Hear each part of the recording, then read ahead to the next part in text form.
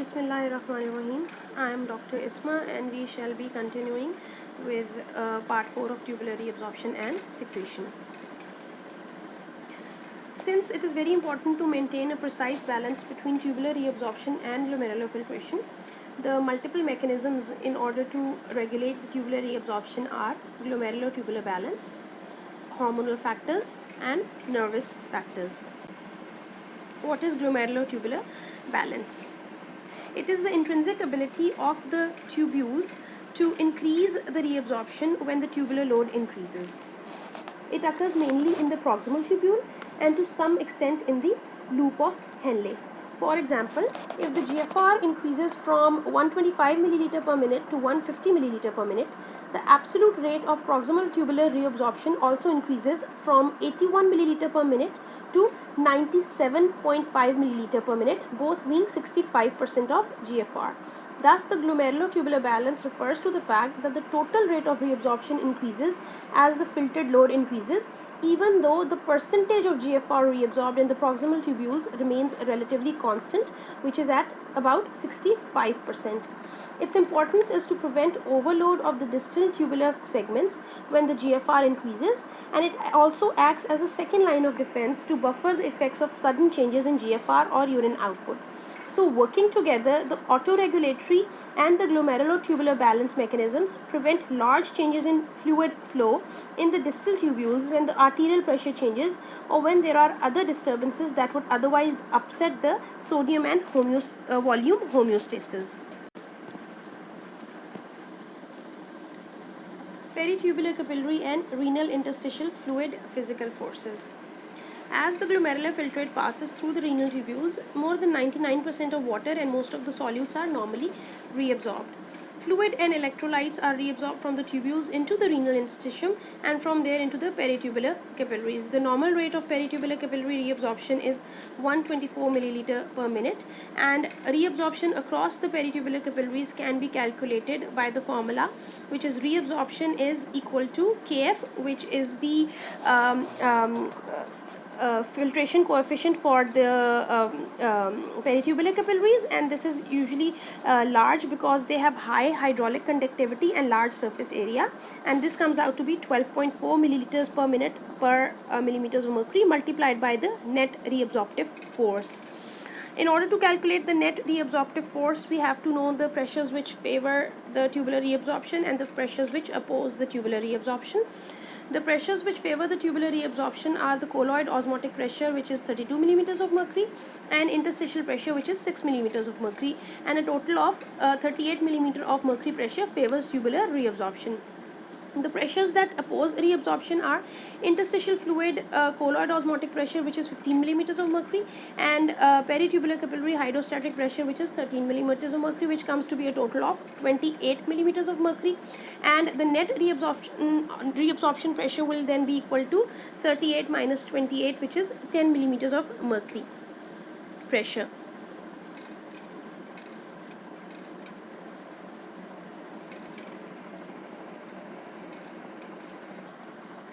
Regulation of peritubular capillary physical forces. There are mainly two factors that regulate the peritubular capillary physical forces, those being number one, hydrostatic pressure in the peritubular capillaries, and number two, the colloid osmotic pressure in the peritubular capillaries. Other than that, Kf also affects the reabsorption in the peritubular capillaries, and as we know that Kf, whenever the Kf increases, the reabsorption increases, and whenever the Kf decreases, the reabsorption decreases. But under normal physiological conditions, Kf remains relatively constant. So we shall be discussing the hydrostatic pressure and the effect of colloid osmotic pressure on peritubular capillary reabsorption. So, in case of hydrostatic pressure, this basically is affected by two things, which is the arterial pressure and the resistance of the afferent and efferent arteriole. When the arterial pressure increases, this also increases the hydrostatic pressure in the peritubular capillaries, which eventually leads to decrease in the peritubular capillary reabsorption. This effect is normally buffered by autoregulation. Now when the resistance of either the afferent or the efferent arterioles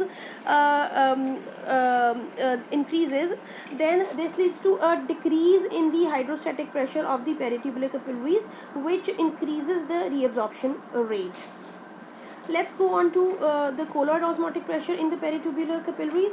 This is basically affected by the systemic plasma colloid osmotic pressure. If it is increased because of increased plasma proteins, then peritubular capillary reabsorption will be increased. And number two, the filtration fraction. Whenever the filtration fraction increases, more plasma is filtered and more protein remain behind, which lead to increase in the colloid osmotic pressure of the peritubular capillaries, which increase the reabsorption. So basically, wherever filtration fraction increases, it also leads to increase in the reabsorption. And since filtration fraction is GFR over the renal blood flow, so increase filtration fraction can either be because of increase in GFR or decrease in the renal blood flow. Vasoconstrictors like angiotensin II decrease the renal blood flow, so they increase the filtration fraction and they increase the peritubular capillary reabsorption.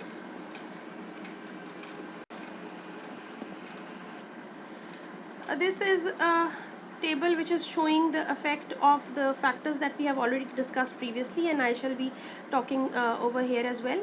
You can see that the factors that affect the peritubular capillary reabsorption are the peritubular capillary pressure, which when increased decreases the reabsorption, and then you have the oncotic pressure, which when increases the reabsorption, and then you have the filtration coefficient Kf when increases the reabsorption. If you can see that the hydrostatic pressure of the peritubular capillaries when increases, and the factors over here are the renal afferent arteriolar resistance, the efferent arteriolar resistance, and the arterial pressure. In case of we talked that in case of the afferent arteriolar resistance, if it decreases, obviously the hydrostatic pressure in the peritubular capillaries will increase, and if the efferent arteriolar resistance that decreases, then also the peritubular capillary hydrostatic pressure will increase. Over here I must also tell you that remember that if the efferent arteriolar pressure increases, or if there is efferent arteriolar constriction, this will increase the glomerular capillary hydrostatic pressure, but it will lower the hydrostatic pressure in the peritubular capillaries. And the third thing is the arterial pressure. Obviously if the arterial pressure increases, then the peritubular capillary hydrostatic pressure also increases. Now coming to the oncotic pressure, if it increases the reabsorption, and that is if the afferent arteriolar oncotic pressure, arterial plasma colloid osmotic pressure increases, it will lead to increase in the oncotic pressure in the peritubular capillaries, and if the filtration fraction increases, it will also increase the colloid osmotic pressure in the peritubular capillaries.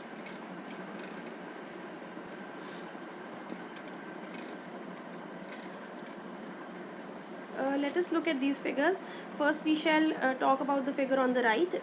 Once the solutes enter the intercellular channels or the renal interstitium, either by active transport or by passive diffusion, water is then drawn from the tubular lumen into the interstitium by osmosis, and once the water and the solutes are in the interstitial space, they can either be drawn into the peritubular capillaries, or they can diffuse back through the epithelial junctions into the tubular lumen. Normally you know that the tight junctions of the epithelial cells of proximal tubule are leaky, so large amounts of sodium can diffuse in both directions through these junctions. With the normal rate of high peritubular reabsorption, the net movement of water and solutes is into the peritubular capillaries with little back leak into the lumen of the tubule. However, when the peritubular capillary reabsorption is reduced, there is increased interstitial fluid hydrostatic pressure and a tendency for a greater amount of solutes and water to leak back into the tubular lumen, and thereby reducing the net reabsorption rate. Now let us look at the figure on the left. This is opposite. When there is increased peritubular capillary reabsorption above normal, an initial increase in the reabsorption by the peritubular capillaries tends to reduce the interstitial fluid hydrostatic pressure and raise the interstitial fluid osmotic pressure. Both these factors favor the movement of fluid and solutes out of the tubular lumen into the interstitium, and thus the back leak of water and solutes into the tubular lumen is reduced, and the net reabsorption of fluid into the peritubular capillaries is increased. So basically, the forces which increase the peritubular capillary reabsorption also increase the reabsorption from the renal tubules, and conversely, the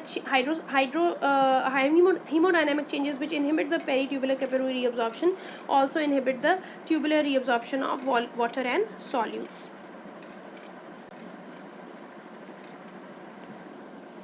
The effect of arterial pressure on urine output, which is pressure natriuresis and pressure diuresis mechanism. Whenever small increases in arterial pressure occur, they can usually cause marked increases in the urinary excretion of sodium and water, and this phenomena is referred to as pressure natriuresis and pressure diuresis. Normally, because of the autoregulatory mechanisms, the increasing arterial pressure between limits of 75 to 160 usually do not affect the renal blood flow and GFR. However, if the autoregulation is impaired, increase in the blood pressure will cause increase in the urine output by three mechanisms. Number one, it will lead to increase in the GFR, which will lead to increase in the urine output. So number two, whenever blood pressure increases, the hydrostatic pressure in the peritubular capillaries also increases, which decreases the reabsorption of solutes and water, and increases the hydrostatic pressure of the renal interstitium, and this leads to increase in the back leak of sodium and water and increased urine output. And number three is that whenever the BP increases, there will be increased delivery of sodium to the macula densa, which will lead to increased calcium influx in the afferent arterioles, and they will inhibit the granular cells, and there will be no renin release. And when there is no renin release, angiotensin will not be formed, and angiotensin 2, whenever it decreases, it also decreases the aldosterone secretion, and both these effects will prevent sodium reabsorption.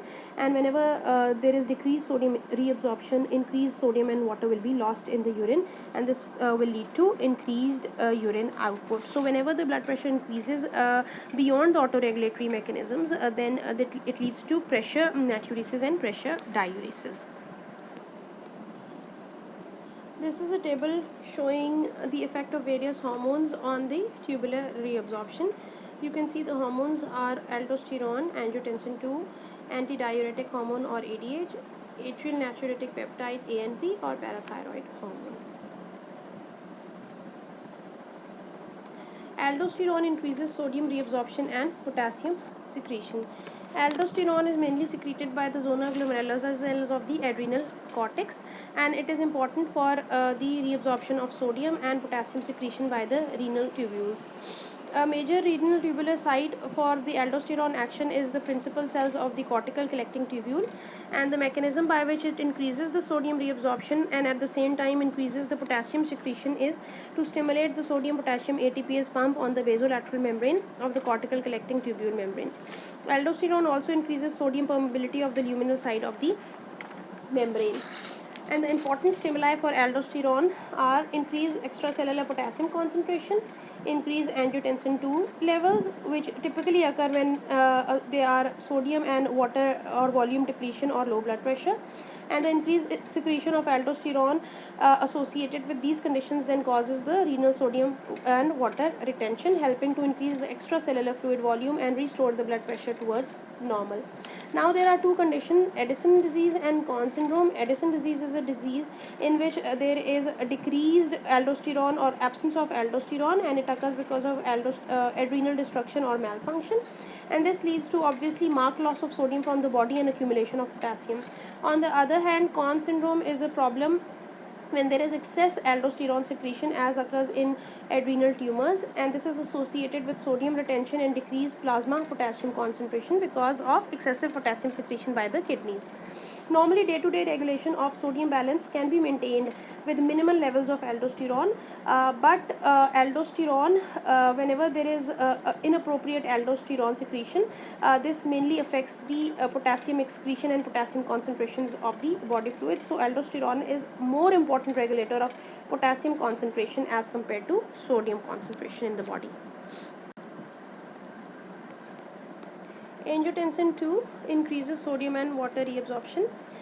In conditions of hemorrhage and increased sweating and increased diarrhea, these are the conditions whenever these occur, there will be increased sodium and water loss from the body, and this will lead to decrease in the extracellular fluid volume and blood volume, and these are the conditions which lead to increased angiotensin 2 secretion. Now it has mainly three effects. Number one effect is to stimulate the aldosterone secretion, which we know will lead to increased sodium reabsorption. Number two effect is to constrict the efferent arterioles. Okay.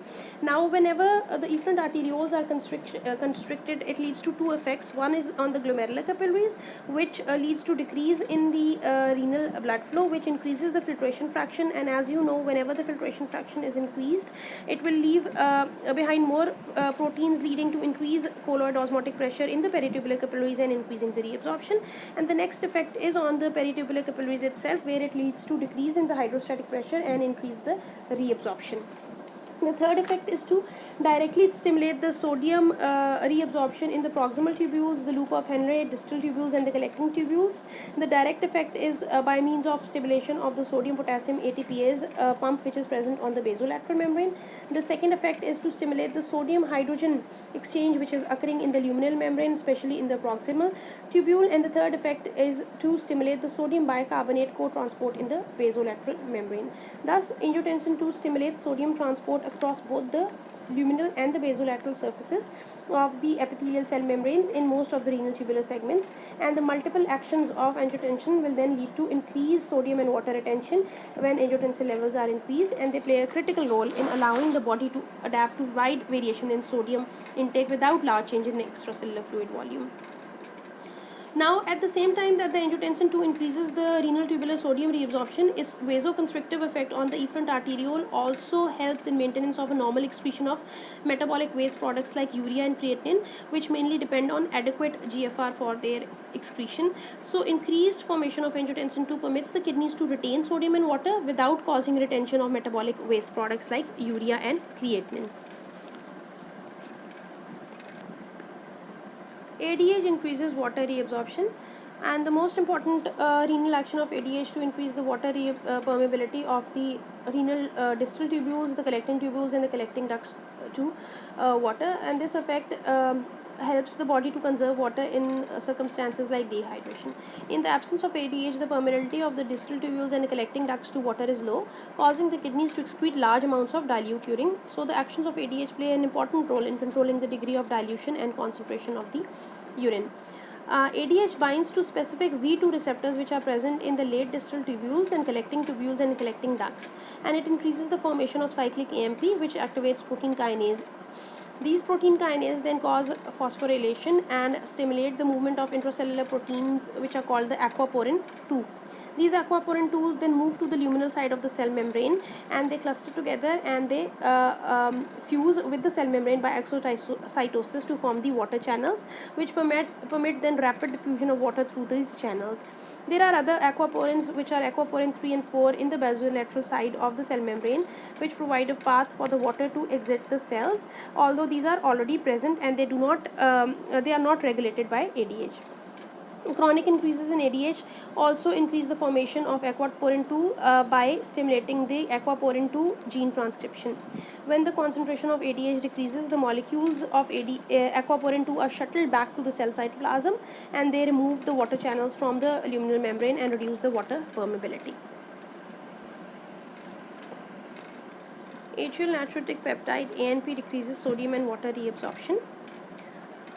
This occurs by a direct inhibition of the sodium and water reabsorption by the renal tubules, and also secondly by inhibiting the renin secretion, and which obviously leads to decreased angiotensin II formation, which in turn reduces the renal tubular reabsorption.